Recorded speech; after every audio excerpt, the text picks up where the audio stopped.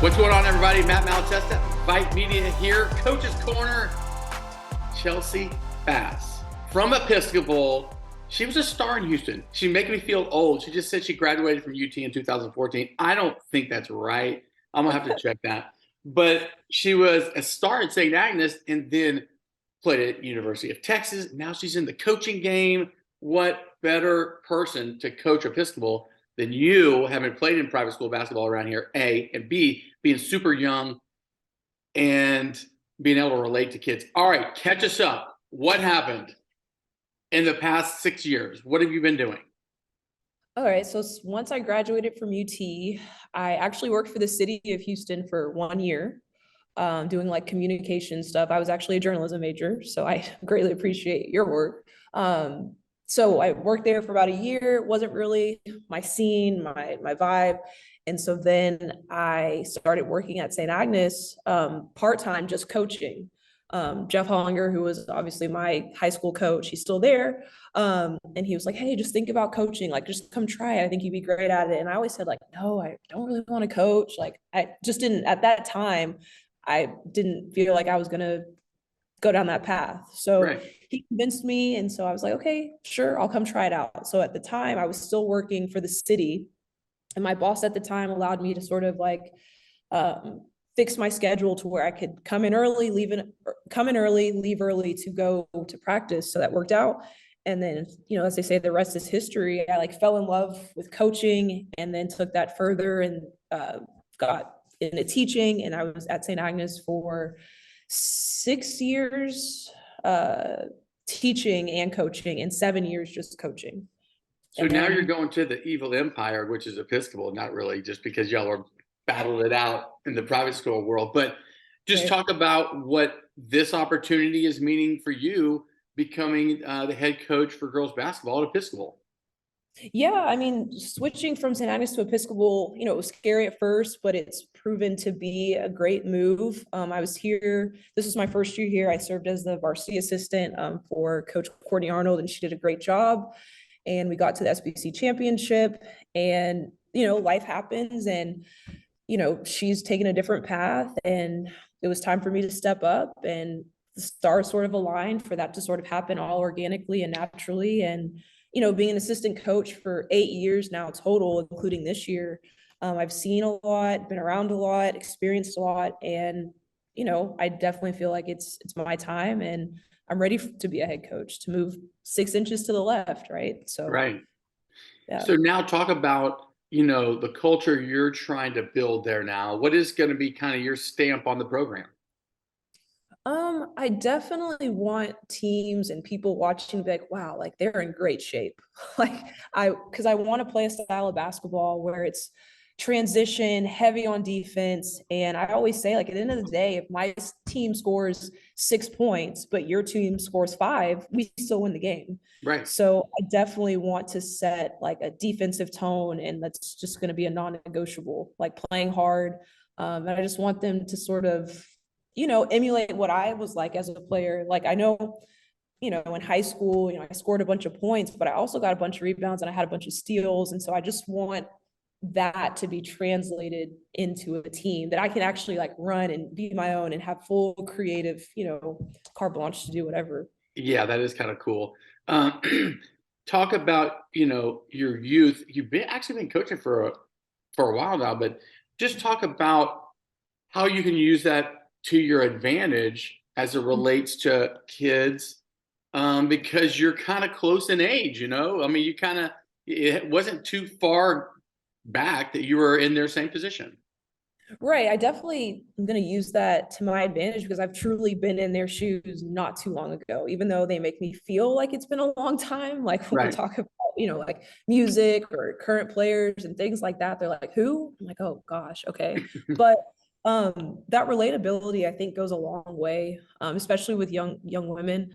So I'm excited to sort of, again, be a resource and a more than a coach. Like, hey, I've been in your shoes. Like I've been on the academic side of things, being at a independent school and knowing the expectations there.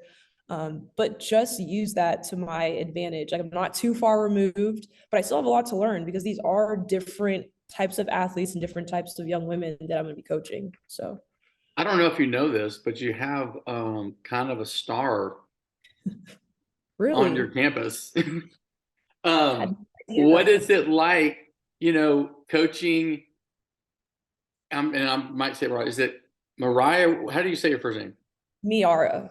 Miara O'Neal, Mhm. Shaquille O'Neal's daughter.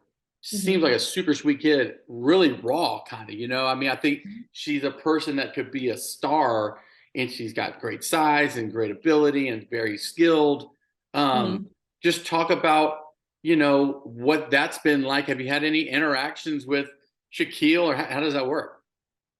So with Miara, she's like a gentle giant. Like I want to Yeah, say, she is very raw, but she works hard, and she just, sometimes needs a little extra push. But that's what we're here for as coaches. But she's super talented, and of course, it's like a coach's dream to have a 6'4" guard essentially, but also right. in the post. Like she's very hard to defend, and her length on defense goes a long way. But yeah, I mean, we have a great team coming back.